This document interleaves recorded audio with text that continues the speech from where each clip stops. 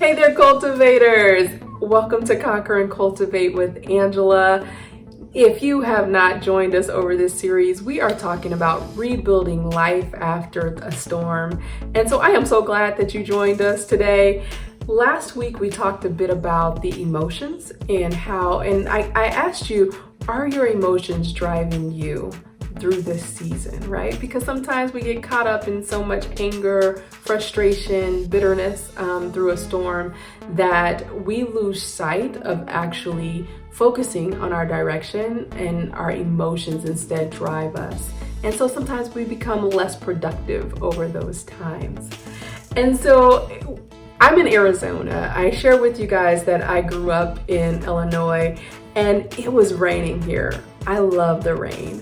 One of my favorite memories is when I grew up as a child.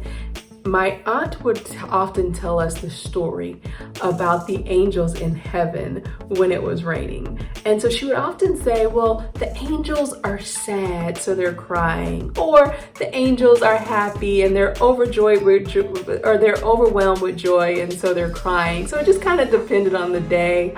And so whenever I see the rain, I often think about that story. And so that kind of leads me to today's emotion, which is really during seasons of storm and even into the aftermath, like I shared last week, we really sometimes experience an overwhelming response in fear, anger, frustration, etc. And that can often lead to tears. And so that reminded me today that the storms of life really leads to tears sometimes. And so I wanted to read this quote by Tony Evans because I thought it was fitting. So Dr. Evans says, "Forgiveness is not pretending like it didn't happen or like it didn't hurt. That's called lying.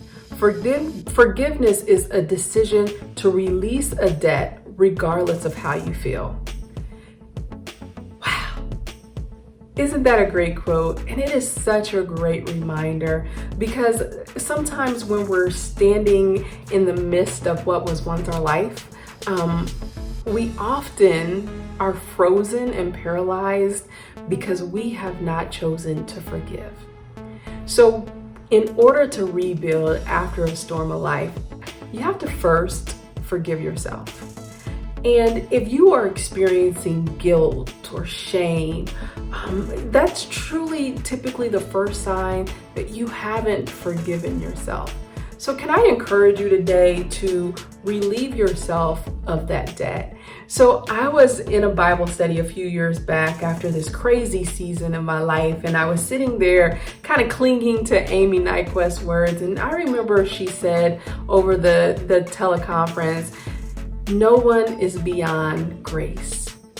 And that really hit me because I realized in that moment that I had not extended myself grace.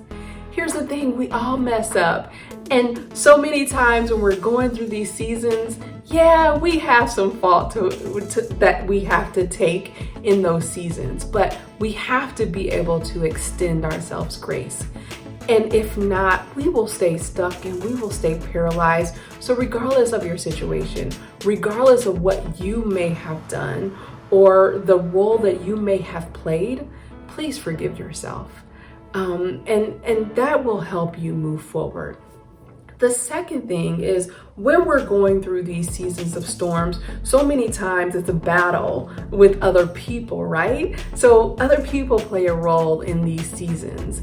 And so the second one is forgive them. The Bible often say, and even in Nehemiah 5, as they start to rebuild this wall, right? As they start to get this traction behind them, they're still faced with opposition.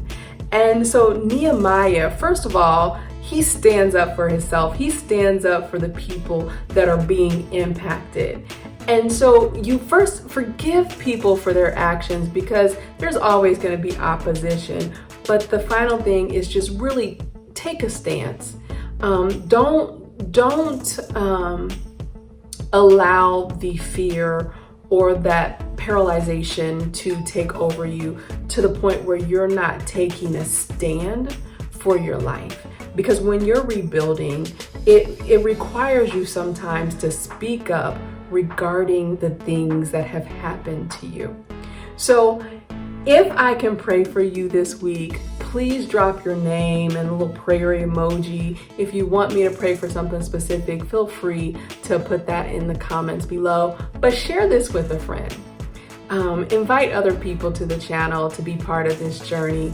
And I look forward to seeing you next week. So just a recap, forgive yourself, forgive others, and take a stance if needed. So I look forward to seeing you next week. Bye-bye, cultivators.